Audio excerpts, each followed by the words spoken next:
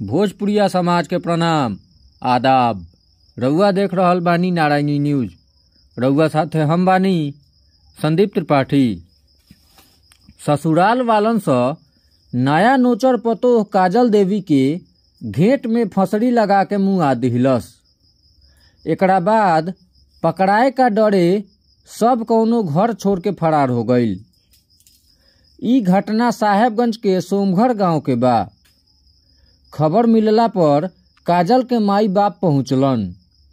ओ लोग का बतावला पर थानाध्यक्ष सिकंदर कुमार आ दारोगा नीतीश कुमार पहुंचलन आ लाश के पोस्टमार्टम खातिर भेज दिहलन। काजल वासुदेवपुर सराय के बिगू पासवान के बेटी रहस। उनकर बियाह सोमघर के राजेंद्र पासवान के लइका रमन से 10 महीना पहले भइल रहे। रमन दिल्ली कमाए गईल बारन। बिगू पासवान कहलन कि बुध के केस कइल जाई। थानाध्यक्ष सिकंदर कुमार कहलन कि आवेदन मिलला पर कार्रवाई होई।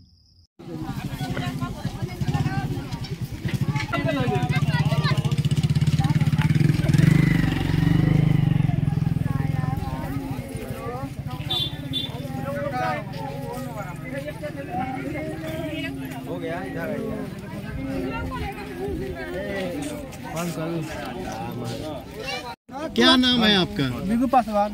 घर कहाँ हुआ? बाचू में सराय। जो यहाँ पर शव जो पड़ा हुआ है जिस महिला का, क्या लगती है आपकी? बेटी है हमारी। बेटी है। कब शादी किए थे?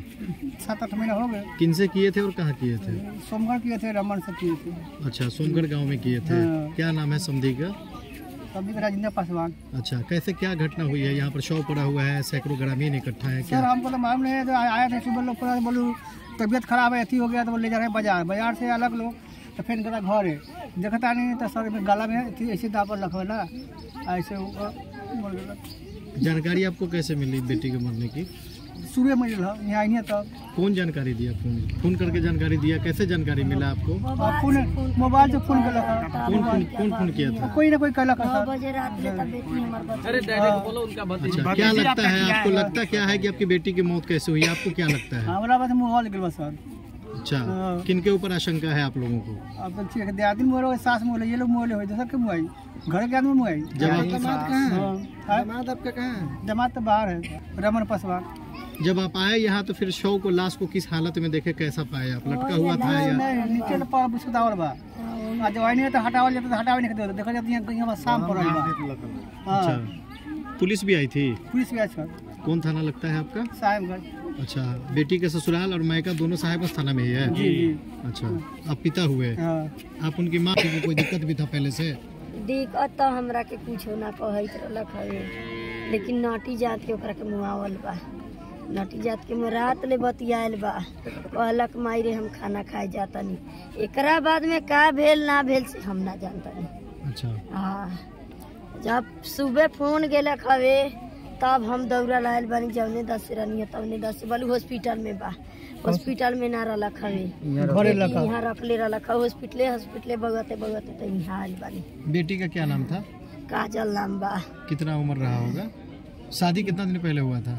साल भर पहले। साल भी निकला। साल नहीं के लगा 7-8 महीना होता। बैसाख में 10 महीना। पोस्टमार्टम से लाश पोस्टमार्टम होकर आ हाँ, गई है। सब हो गेल बा। अब क्या प्रक्रिया, अंतिम संस्कार की प्रक्रिया हो रही है? हाँ। अच्छा, इस घटना के संबंध में थाना में आप लोग शिकायत भी किए हैं? हाँ। थाना में शिकायत भी किए हैं? हाँ जी।